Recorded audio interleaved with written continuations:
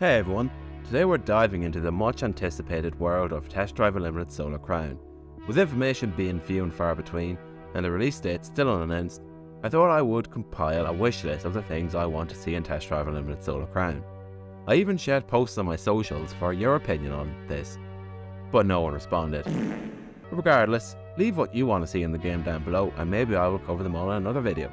Now, let's get started.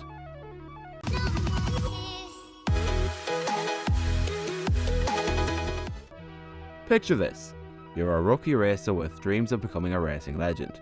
Well, that's a cliche but likeable story that we can hope that Test Drive Unlimited Solar Crown has. That being said, past TDU games have had decent careers, but my only criticism was that they all got a little bit repetitive at times. With a detailed career mode, we could experience the exhilaration of climbing up the ranks, earning fame and fortune, and maybe meeting different characters with different kinds of personalities and playing in different kinds of game modes to keep the gameplay fresh.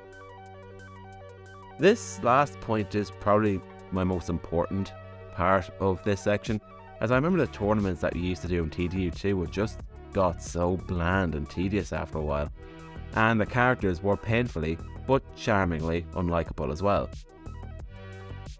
Another important section that needs to be covered is the car list.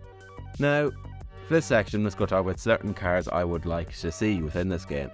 Now obviously from the gameplay footage we've had some vintage, modern and futuristic sports cars and hypercars such as the Apollo Intensa, and we've also got confirmation that Ferrari and Lamborghini are the only two car companies that will have their own dealerships. This, to be honest, is a little bit concerning because back in the previous Test Drive Unlimited game, loads of manufacturers had their own dealers. Audi had their own dealers, Ferrari had their own dealer, among a few others. But considering only these two brands get their own marquees, could this be a case that this list is going to be a little bit limited, which is a bit weird because the game is supposed to be unlimited. That being said, I hope we get the same variety as we would have gotten in past TDU games. Simple basic hot hatches would be excellent addition as they were in the previous games. Like if you could start off in like either a vintage hot hatch or even a modern one like a Golf GTI, and then you can branch up to the highest ranks in your Bugatti Chirons and Ferrari Enzos or what have you. And maybe even add in some fan favourites such as the R34 Skyline GTR, Mitsubishi Evo and Toyota Supra. Just a few of those cars that the younger generation seem to like, no matter how overrated they are. But from what I can gather, we are going to get cars similar to that.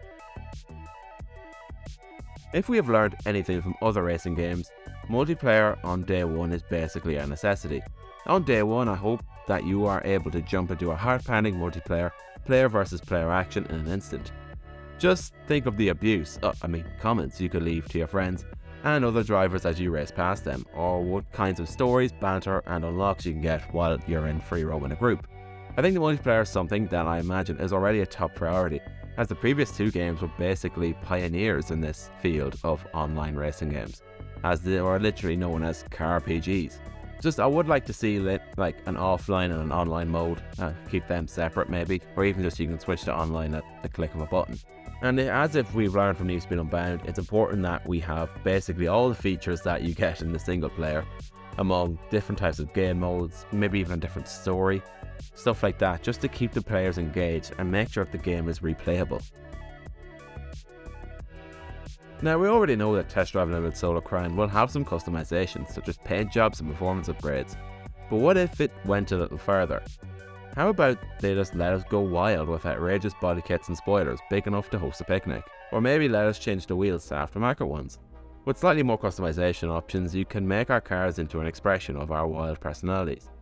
Just remember, no matter how ridiculous a car looks, if you win, it automatically is the coolest ride on the track.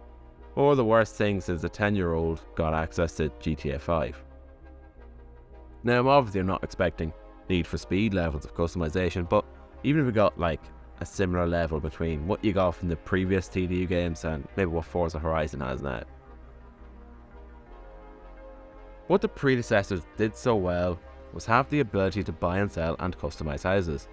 And we can all hope to God that Test Drive Unlimited Solar Crown has the same, just like in the good old days.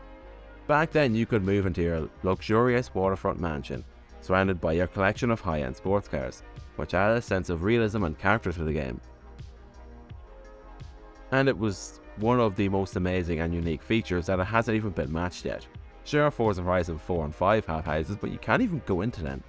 This feature would add a whole new dimension to the game, and it would make it more than just a racing experience, but an overall lifestyle experience as well. The only issue is I haven't heard anything about houses in TDU Solar Crown yet.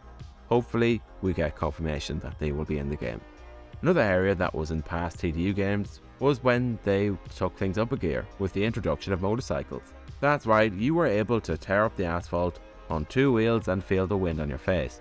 Whether you prefer to cruise around the scenic coastal roads or pull off adrenaline pumping stunts in the heart of the city, the addition of motorcycles would add a whole new level of excitement and freedom to the game, as well as more events and more content. They were in TDU 1 at launch, but sadly it took them a while for them to arrive in TDU 2. But thankfully they made it eventually. Hopefully they become an important part of TDU Solar Crown as well. Just remember to wear your helmet. Safety first, folks. And finally, the most important one. I wouldn't mind seeing some actual gameplay footage. It would be nice to see.